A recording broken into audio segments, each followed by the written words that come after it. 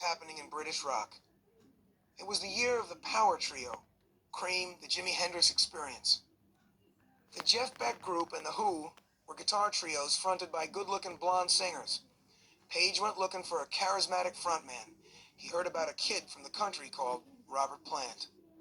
I was playing at a teacher's training college in Birmingham, and I had a telegram saying that the guitarist from the Yardbirds wanted to come and see me. I thought somebody was pulling my leg. When Page first heard Plant perform, he saw a 19-year-old kid with flowing blonde hair and incredible bravado. He found Plant's vocal range unbelievable. But Page figured that Robert must have a rotten personality. Why else was he not already successful?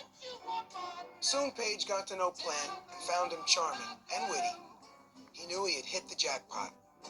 Jimmy had travelled America, and he was somewhat of a star, so I was walking into somebody's home who'd been around and was that much older than me and had an American woman there, scantily dressed and gorgeous. And there I am with an old battered suitcase going, "What, old mate?" Plant urged Page to check out his pal and teenage bandmate John Bonham. There was no drummer like him. Jimmy rang me up and said, I thought, this is unusual. Jimmy calling me, spending money on the call. He said, I saw a drummer, heard a drummer last night. He said, he's so unbelievable, we just got to get him. And that was John Bonham. The son of a carpenter, John Bonham was born in 1948 and grew up near Robert Plant. His mother bought him his first drum at the age of 10. As a teenager, he knew the meaning of hard work. He also knew that playing the drums was the only thing he was really good at. Bonham had worked construction, building up enormous strength that he loaded into his drum playing. Offstage, he was a hard-drinking, hard-living wild man. His outrageous antics would earn him the nickname Bonzo. His explosive drumming would set a new standard for rock and roll. My wife happened to see an item in Disc magazine which said that Jimmy Page was forming a band.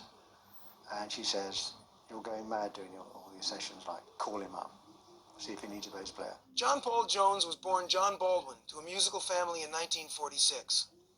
As a teenager, he fell under the influence of jazz bassist Charles Mingus.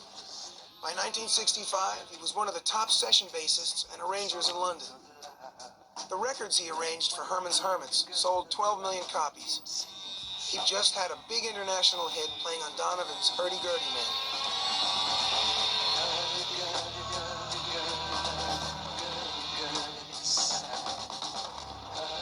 First time we ever played together was in a tiny room in Gerrard Street. I turned up, got the address, and they said, we all looked at each other and said, "Well, what should we play?" So I said, "Well, what do you know?" I said, "Well, I don't know anything, I'm doing sessions all day, I don't know." So they said, "Well, we do a number with the Yardbirds called The Train Kept Rolling." I said, "Great, how does it go?" "Oh, well, it sort of starts in this and it goes there." "All right, so 3, 4, and literally the room just exploded. It was like the most thrilling thing ever.